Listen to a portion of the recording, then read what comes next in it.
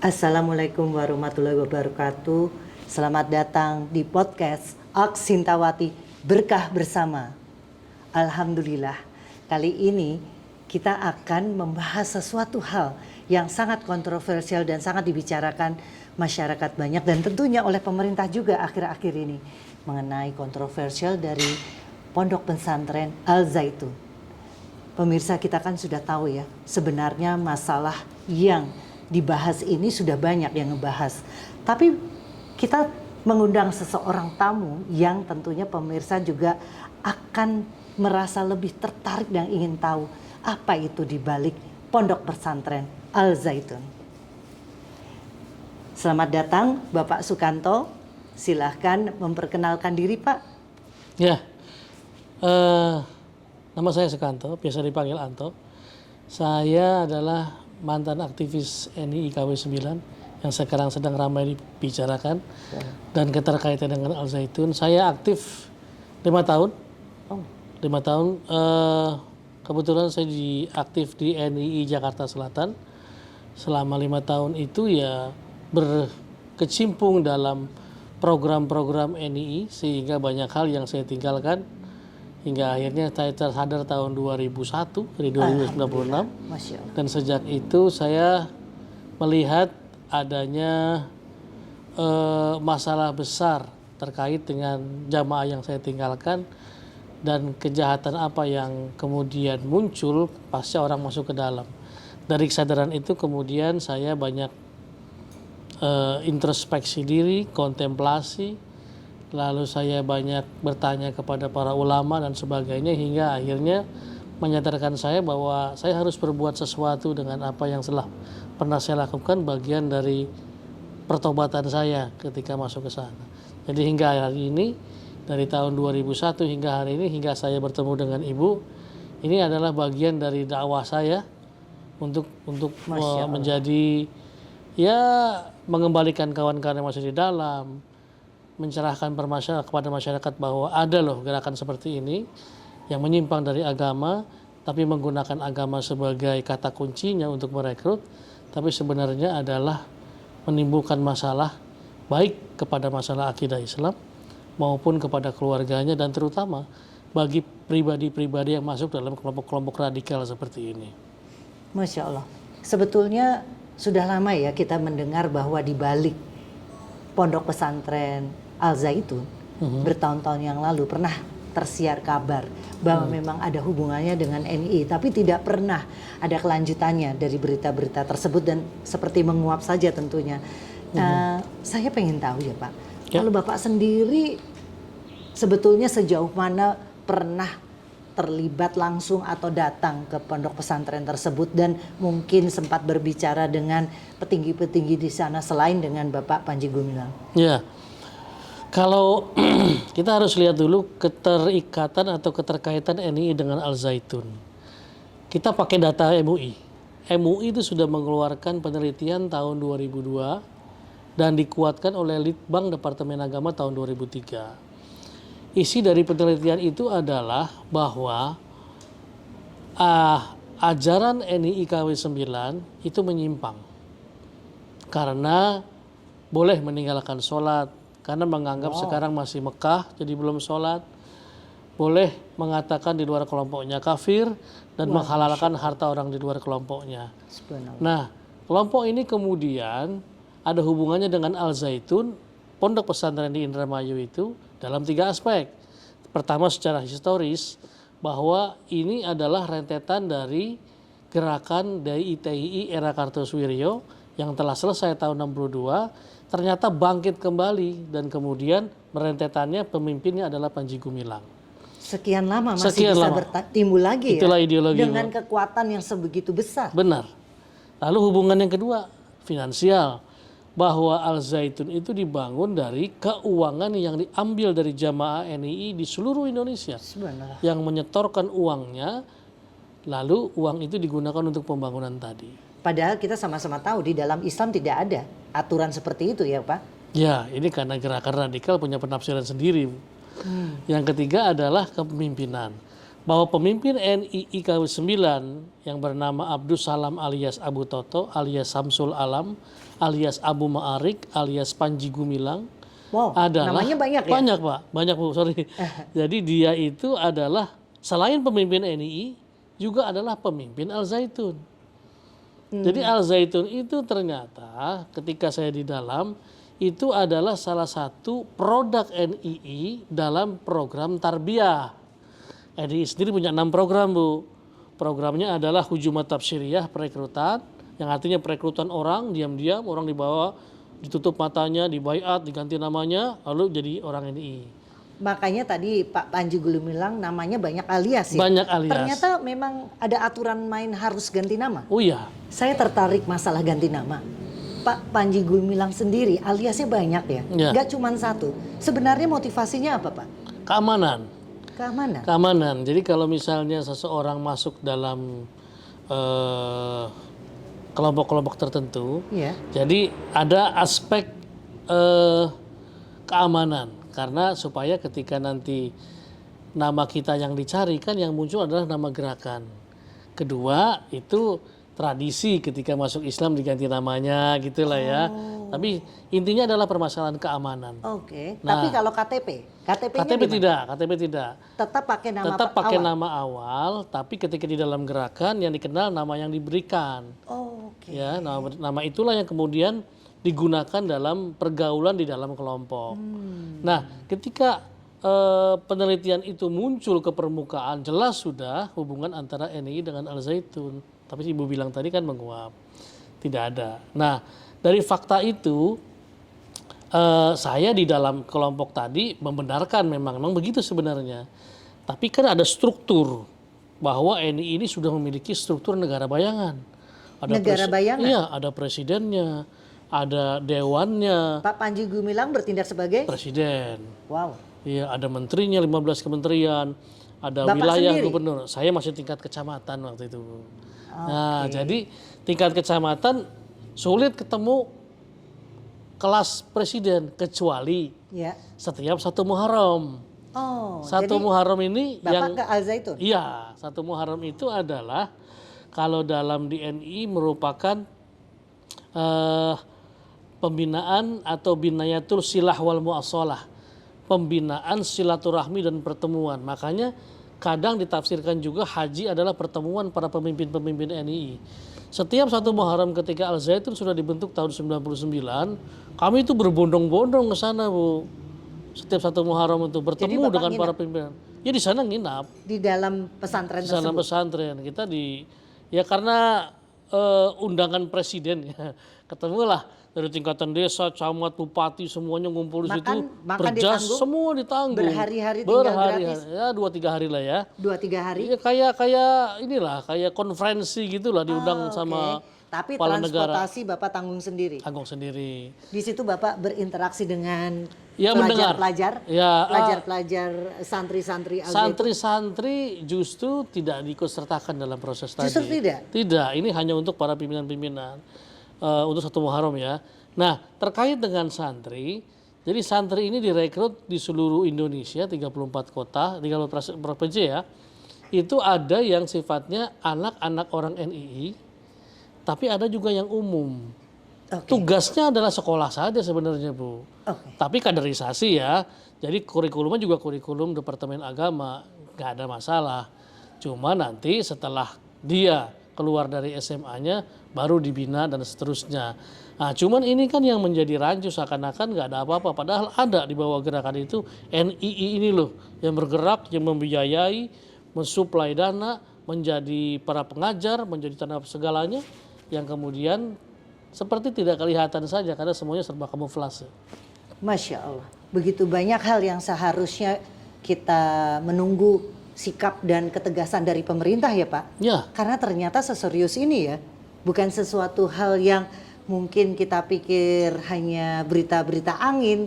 Kenyataannya memang banyak hal terjadi di dalamnya ya. iya, karena ini bukan kelas pesantren yang pada umumnya ya. Ini kan pesantren Al Zaitun hanya cover Bu. Tapi dalam program NII, Al Zaitun ini berdiri di atas hamparan tanah seluas 1000 hektar itu digunakan atau dibahasakan dalam kelompok NII sebagai Ummul Qura, ibu kotanya NII. Oh, Gitu. kira-kira begitu. Iya, ibu kotanya. Makanya ini. mereka serius sekali Serius. untuk mengembangkan. Mengembang. Walaupun banyak kontroversial mulai dari hal tanah, Iya. mulai juga dengan TPPU, pencucian uang. Masya Allah. Itu sebenarnya pemerintah sudah jelas juga, Bu. Kalau kita ukur dari perjalanan penindakan ya, saya mengikuti terus. Tahun 2008 di Jawa Barat, terutama di Bandung, itu penangkapan terhadap kelompok NII yang berafiliasi dengan Al Zaitun itu kena dan pasalnya makar. Di Semarang tahun 2011 pasalnya juga makar. Ada hubungannya dengan Pondok Pesantren Al Zaitun? Jelas, pimpinannya Panji Gumilang, uangnya ke sana.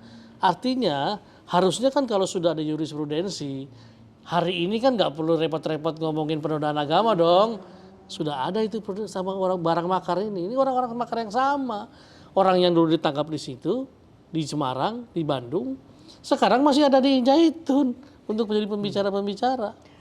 Demikian pemirsa, coba apa yang disampaikan Bapak Sukanto. Ternyata banyak hal yang baru kita dengar sekarang.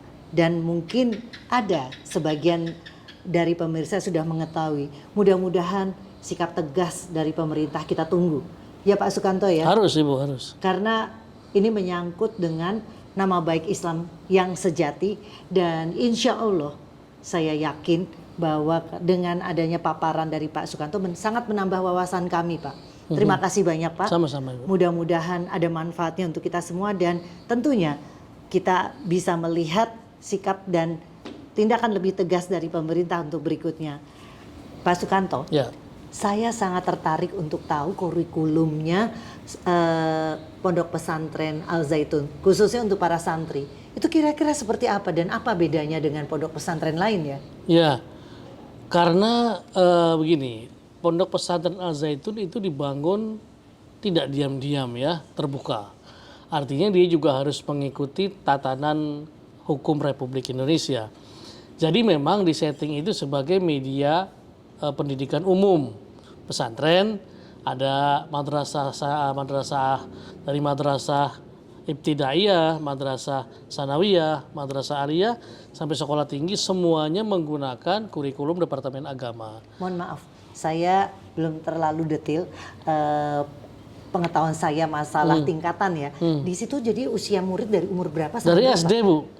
Dari SD? Dari SD. Masih sangat kecil ya? Iya, dari tahun 99 sih mulainya tuh setelah SMP ya.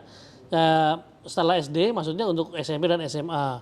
Kalau sekarang dari SD. Satu SD? Adalah satu SD. Itu kebanyakan memang orang-orang anak-anak anggota NII yang disiapkan sejak di TPA mereka sendiri lalu dikirim untuk menjadi peserta didik di ibtidaiyah. Nah, kebanyakan mohon maaf, Pak. ya. Motong sebentar. Kalau kampus atau tingkat universitas ada? Ada. Atau cuman Ada. Di dalam itu ada karena juga? mereka bikin Panji Gumilang ini mau membuat sebuah one pipe education. Jadi pendidikan satu pipa dari SD, Dan SMP, semuanya SMA. nginep di situ tidak boleh keluar? Iya. Atau S1, S2, S3, situ semuanya. Mereka ada jatah libur seminggu sekali, boleh keluar? Enggak. Enggak boleh juga? Enggak boleh. Jadi pulangnya ya mungkin nanti setiap semesteran ya baru bisa pulang. Karena kan jauh-jauh, kedua juga emang aturannya begitu ketat. Nah, menggunakan kurikulum Departemen Agama itu didukung oleh buku-buku yang diambil dari Gontor. Karena Panji Gumilang itu lulusan Gontor. Nah, pada tahap ini semuanya fine, Bu. Baik-baik saja. Karena tujuannya memang pendidikan umum bagian dari Kementerian Agama. Tapi di bawahnya kan ada kurikulum khusus bagi anak-anak orang NII. Tuh. Tapi itu diterjemahkan juga. Artinya, mohon maaf, dipisah? Dipisah.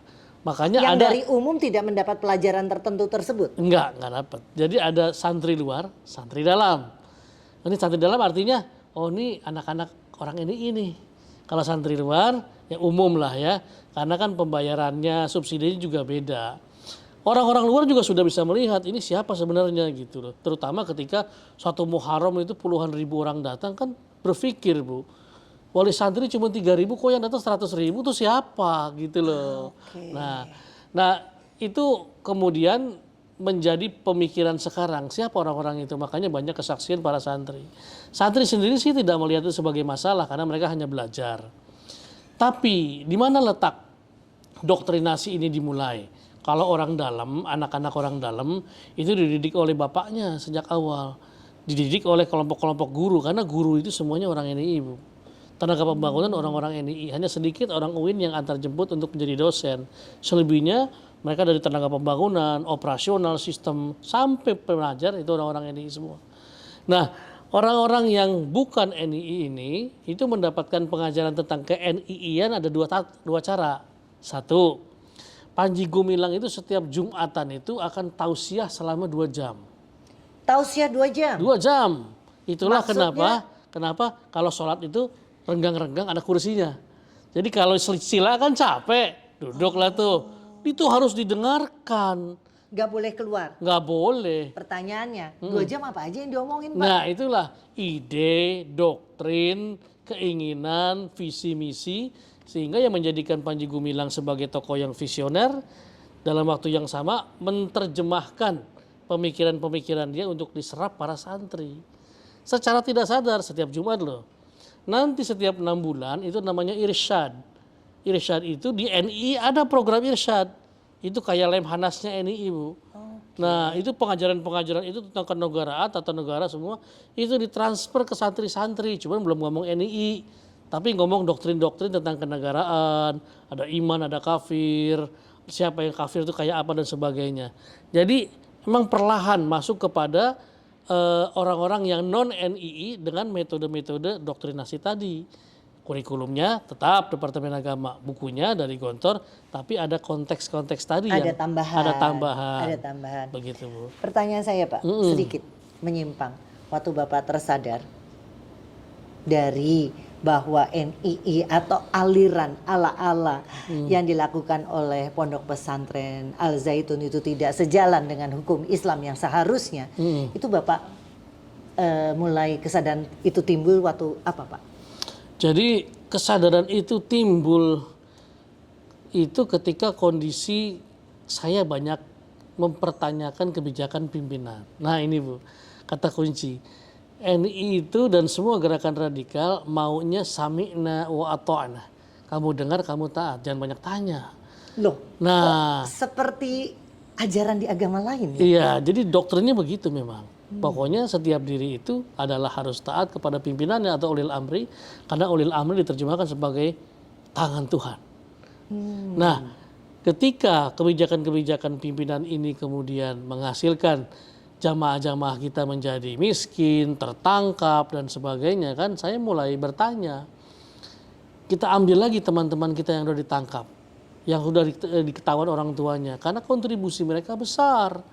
Bayangkan, Bu, tahun 2000-an awal ya, saya punya mahasiswa jamaah saya itu bisa berinfak 10 juta per bulan.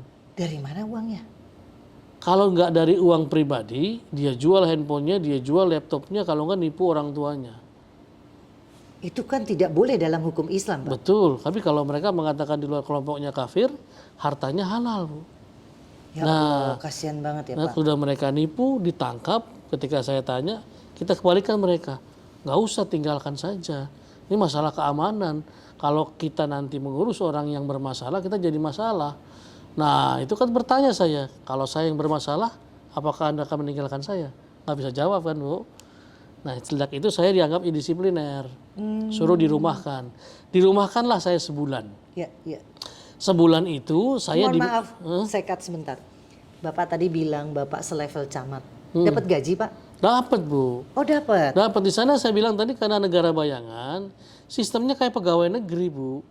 Jadi dia punya nomor induknya, ada golongannya, dapat tunjangan gaji, dapat tunjangan jabatan dan sebagainya. Kalau boleh tahu gajinya standarnya seperti apa, Pak? Oh, standarnya sangat minim di bawah UMR, Bu. Oh, gitu. Iya, jauh. Tapi kok masih taat, Pak?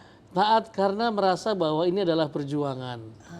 Cuci otaknya sebegitu. Sebegitunya, Bu, bahwa ini adalah perjuangan, kita matinya mati syahid, nanti kita akan membawa keluarga kita tanpa hisab masuk ke dalam surganya Allah. Masya Allah.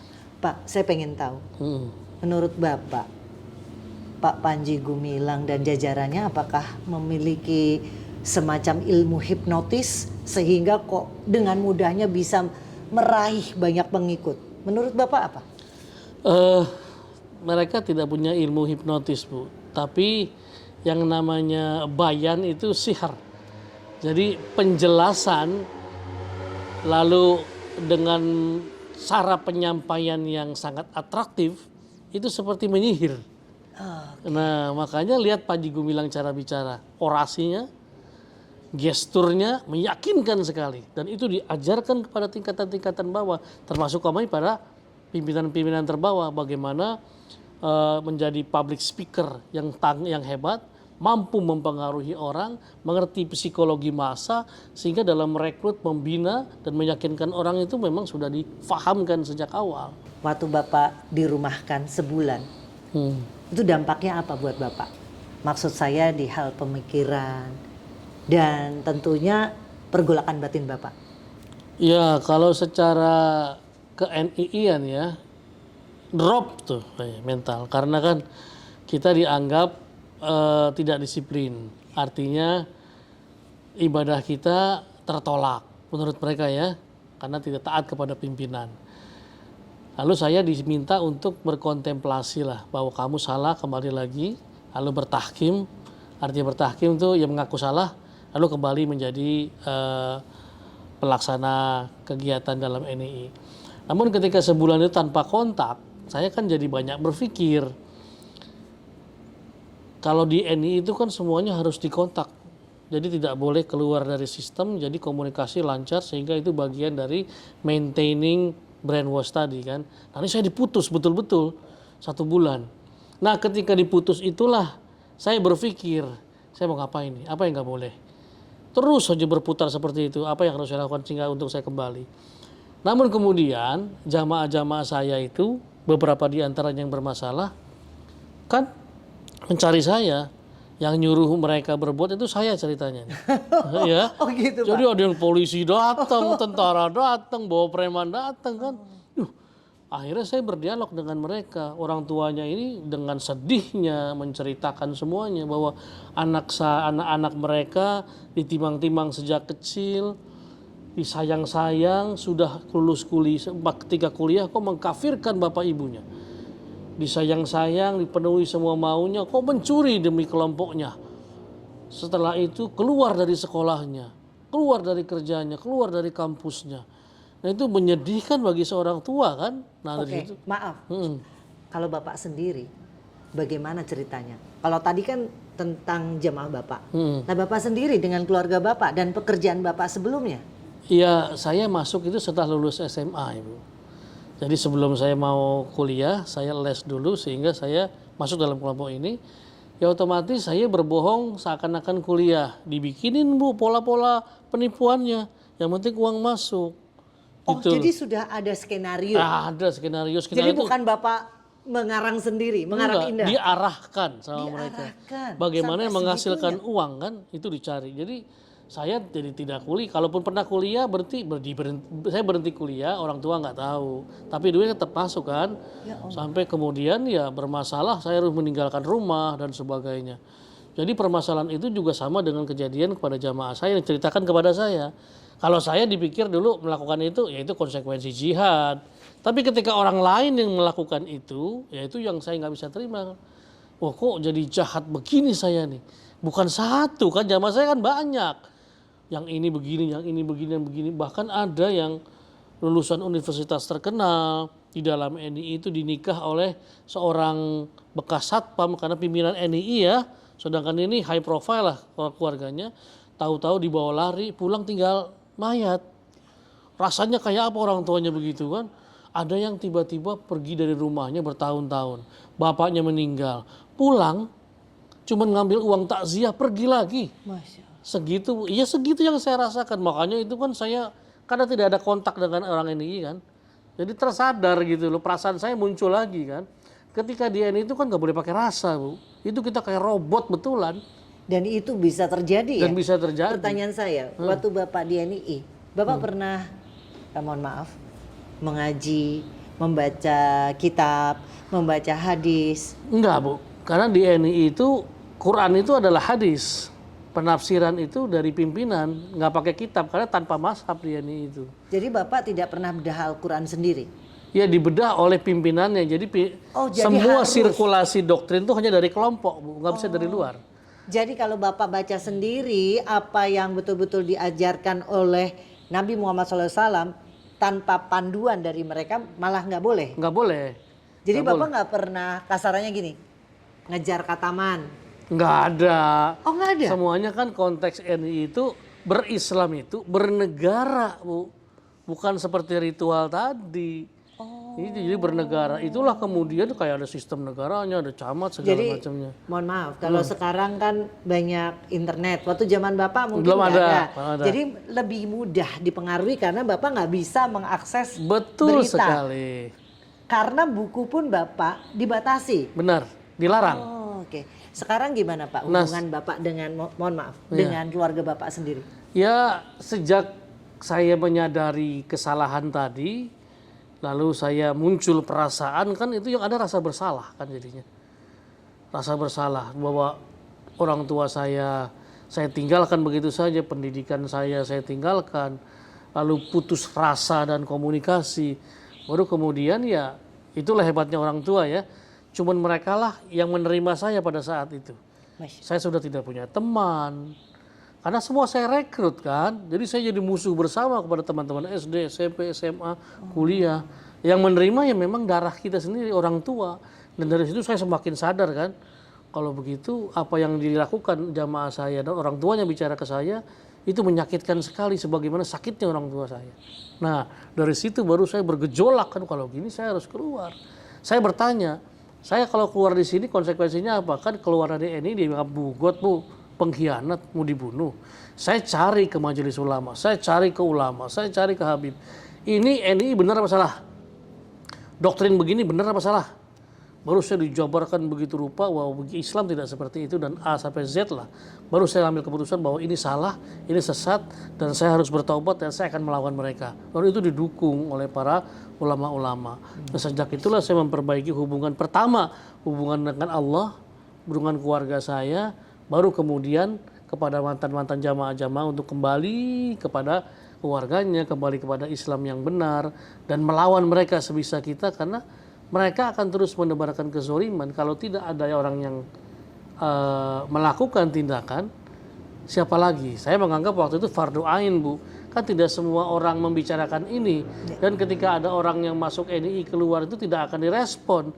Nah saya door to door itu dulu dari tahun 2001 menangani anak yang hilang, anak yang masuk NII tapi ketakutan, anak yang kabur dari rumah tapi pengen kembali ke keluarganya, kami tampung, kami bina sehingga mereka berani melawan NII, berani kuliah lagi, berani kerja lagi. Dan disitulah rasa keimanan tuh kembali semua, rasa tuh kembali semua. Dari situlah kemudian saya lihat kalau begitu ini harus menjadi fardu ain jihad buat saya. Inilah mungkin jihad saya. Jadi itu saya lakukan hingga hari ini. Alhamdulillah. Setuju sekali. Pak, saya pengen tahu sedikit tentang background Bapak. Saya cuman masih berpikir dulu mungkin Bapak sekolahnya di mana, keimanan dan proses keislaman Bapak seperti apa sehingga kok bisa gitu ya, segitu masuknya doktrin NII. Saya pengen tahu karena ini mungkin perlu diketahui para pemirsa ya, untuk mencegah nantinya anak-anak kita generasi berikutnya itu tidak mudah limbung. Ya. Karena kan kita sebenarnya tahu sekali prinsip-prinsip Islam ya seperti apa. Nah, boleh Bapak cerita? Ya kalau saya dari sekolah SD sampai SMA umum ya, Bu, sekolah biasa. Cuma memang saya di Rohis dulunya. Jadi banyak kegiatan-kegiatan keislaman. Jadi ketertarikan saya kepada keislaman sejak awal. Jadi saya ikut Rohis, ikut kegiatan-kegiatan. Jadi ketika diajak kajian tuh hal yang biasa gitulah. Ya. Cuman ketika tahun 96 itu kan masih era Pak Harto, Bu. Jadi bicara hak batil tuh, bicara jihad fisabilillah kan langka, nggak ada itu. Nah sampai saya diberikan materi diam-diam dari rumah ke rumah, kontrakan ke kontrakan, bertemu dengan pemateri-pemateri dengan umur yang tidak jauh beda, mahasiswa lah gitu ya. Dan mereka seakan-akan memiliki kapasitas keilmuan Islam yang baik. bawa mushaf, Quran, terjemah. Kita masuk dalam sebuah ruangan pakai whiteboard. Dia membicarakan ayat sekian, surat sekian, ayat sekian, mentransfernya kepada kami. Saya terutama dalam menerjemahkannya seakan-akan hafal Quran. Itu menarik sekali buat saya tuh. Anak-anak muda segini kok bisa hafal Quran? Apa yang mereka bicarakan? Di mana mereka belajarnya? Apa caranya untuk mendapatkan itu semua? Baru dijabarkan. Nah, ketika ketertarikan itu muncul, baru mereka menjelaskan bahwa inilah ada hak dan batil, ada furqan, bahwa negara ini negara yang batil, ini negara yang benar. Rasulullah ada Mekah dulu, ada Madinah. Representasi Mekah adalah negara yang hukumnya bukan hukum Islam, Madinah adalah hukum Islam. Komparasinya hari ini, sudahkah Indonesia berhukum Islam? Tidak, berarti bukan Islam ini. Maka kamu harus hijrah ke Madinah. Mana Madinahnya? Negara Islam Indonesia. Masih muda, Bu. Bergetar kan, wah kalau gitu saya salah dong. Berarti saya harus berjuang demi negara Islam. Ada sejarahnya, dijelaskan semuanya. Kalau gitu saya mau seperti kalian. Apa? Iskariman aumut syahidan. Hidup mulia atau mati syahid. Ya saya mau melakukan itu. Karena itu merupakan jalan kehidupan yang saya damba-dambakan dulunya. Menjadi mujahid, perang atas nama Allah, mati syahid. Tapi kemudian setelah perjalanan panjang ternyata jauh panggang dari api. Bahwa tidak ada nilai keislaman yang muncul di situ, justru penyelewengan, tidak ada kebangkitan Islam di situ, justru keterpurukan, tidak ada keilmuan di situ, malah justru mendangkalkan arti Islam itu sendiri. Tapi kesadaran kan berjalan setelah saya keluar, tapi masih mending lah daripada masih berlama-lama di sana. Alhamdulillah, Masya Allah. Paling tidak Pak, ada jalan buat Bapak melakukan kebaikan yang lebih banyak lagi dengan cara Bapak seperti ini. Mudah-mudahan nanti generasi berikutnya dan siapapun yang mendengar apa yang Bapak sampaikan itu juga menjadi hal yang positif ya Pak ya. Amin. Dan ada manfaatnya. Terima kasih banyak Pak Sukanto. Demikian pemirsa, bincang-bincang kita sangat menarik. Kita bisa sempat bertemu dengan Bapak Sukanto yang Masya Allah 5 tahun bersama NII dan beliau sekarang alhamdulillah sudah menjalankan hal Islam dengan yang sesungguh-sungguhnya, dan mudah-mudahan ini bisa menjadi masukan buat kita semua. Apakah kita juga sudah menjalankan keislaman kita dengan sebaik-baiknya? Insya Allah semuanya mendapat wacana yang lebih baik lagi setelah bincang-bincang dengan beliau. Demikian bersama dengan Aksintawati, berkah bersama.